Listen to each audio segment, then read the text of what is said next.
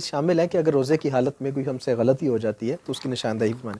ایک چیز پائی جاتی ہے کہ موسٹلی ہمارے لوگ یہ جانتے ہیں کہ اگر قے آ جاتی ہے, الٹی آ جاتی ہے, قے آ جاتی ہے, تو کیا اس سے روزہ ٹوٹ جاتا ہے؟ دیکھیں شاہ صاحب, ڈاکٹر صاحب, جو چیز روزے کی حالت میں جسم کے اندر جائے اس سے روزہ ٹوٹتا ہے. یہ جو قے آ رہی ہے یہ جسم سے باہر نکل رہی ہے, اس سے روزہ نہیں ٹوٹتا.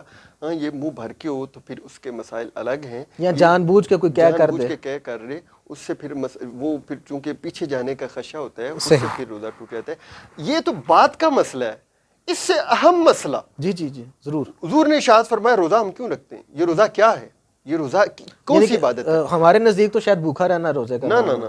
حضور نے ارشاد فرمایا یہ روزہ صرف کھانے پینے سے رکنے کا نام نہیں ہے. اللہ اللہ اللہ اللہ, روزہ الصوم جنہ, روزہ ڈھال ہے, ما لم یخرق, جب تک یہ پھٹے نہ. آپ دیکھیں جنگ میں یہ ڈھال استعمال ہوتی تھی مقابل کے وار سے بچنے کے لیے, اس کی تلوار, اس کے نیزے بھالے سے بچنے کے لیے.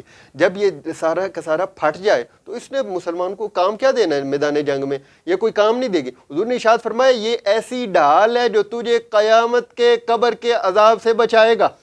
روزہ ایسی عبادت ہے جو بندے کو گناہ یہ عذاب سے بچاتا ہے. جب یہ سارا پھٹ جائے تو اس نے عذاب سے کیا بچانا ہے؟ تو پوچھا یا رسول اللہ یہ کیسے پھٹے گا؟ آپ نے ارشاد فرمایا بکذب و بغیبت و نمیمت, جب تم جھوٹ بولو گے. یہ جھوٹ, یہ چغلی, یہ غیبت, یہ ساری چیزیں یہ ایسے گناہ ہیں جو تم صرف زبان سے کر رہے ہو, لیکن یہ تمہارے روزے کو توڑ دیتے ہیں. یہ تمہاری ڈال پھٹ جاتی ہے. جب ایک جھوٹ بولا ایک جگہ سے اس کے اندر سوراخ ہوا, جب دوسرا بولا دوسری جگہ سے. جب ہماری تو کوئی مجلس کمپلیٹ ہی نہیں ہوتی جب تک ہم کسی کے رگڑے نہ لگا.